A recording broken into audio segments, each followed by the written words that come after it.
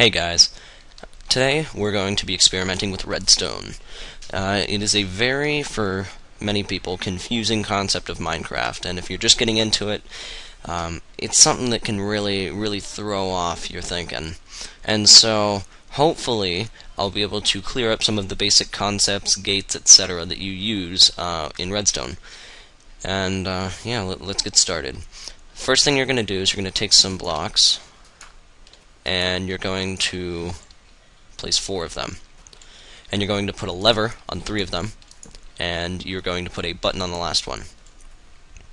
And the setup for this that we're creating right now is going to be later a 3-lever electrical lock. And the idea of it is you're going to have these 3 levers, and they are going to represent your combination. So when you have the combination correct, you will then press the button, and a door will be powered and opened later that we'll place. So what you're going to do first is you're going to take these 3 blocks with levers on them, and you're going to hook them up to each other. And so the idea here is when you have one lever, it's going to trip the whole thing.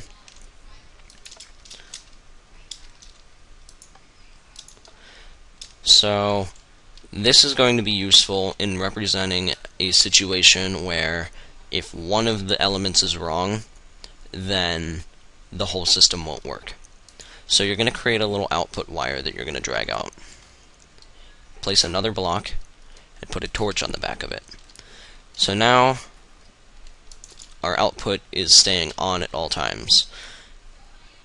So you see, when one of them is tripped, then your output system will turn off, which is exactly what we want. The same thing occurs when you have 2 of them wrong.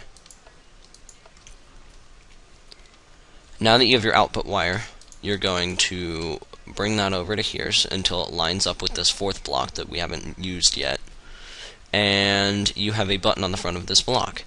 So you're going to drag that out until you have 3 blocks of space to work with. And then you're going to create what's called an AND circuit. The idea that this circuit follows is that you have your one input on here, so this is going in, and that's keeping this torch off. And then you have this other one here, and this is currently off, which is keeping this torch on. And when both of these are on, when both of these are off, that's going to turn this one on. So when you press this button and make this input here turn on and turn that torch off, as you will see, the output turns on for a minute, just long enough for the door that we're going to place in a second, just long enough for that to open. However, when you place a door with this current system that we have, it's going to open, but then it's going to close again. So we need to add a system where the redstone will hold the decision that we've made. So you're going to drag your output out, and you're going to place 2 blocks. If you imagine a 3x3 square, it's going to be at the corners of this square. Now place a torch here, and a torch here, and you're going to hook these 2 up. There we go. And this is your final output wire here. You can place your door there, and then when you click the button, the door is going to stay open. Now the reason this works is you have your output wire here this is the final output. This is what's determining whether the door is open or not. You have this wire, and then you have this wire over here that communicates between the 2 blocks.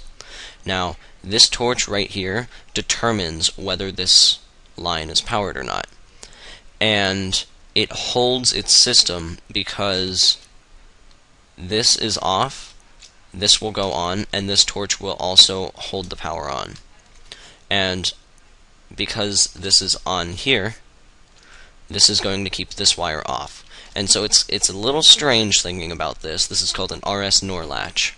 And it's best that you just try to think open-mindedly about how in Redstone and circuitry of any sort, when you have an on going in, you're going to have an off coming out, which is what the last component of our lock brings us to. So you're going to place another block after leading off from this block of the RS NOR latch. You're going to put another button on this one. And now when you click this one, it's going to close the door. And the reasoning behind this one is because you powered this block, it's going to make this torch go on for a second, which will in turn switch the system. So, you now have a functioning system where you can go through your door and close it using Redstone. Hopefully this tutorial, this very basic tutorial, has taught you some of the more basic concepts of Redstone and how it works. And hopefully I can answer any questions that you may have if you'd like to post a comment or anything, any sort of contact on the YouTube channel. Post a comment, let me know, and hopefully I'll be able to answer any questions you may have, along with hopefully keeping you as a viewer and or subscriber. So thank you for watching this video, and I hope to see you again soon.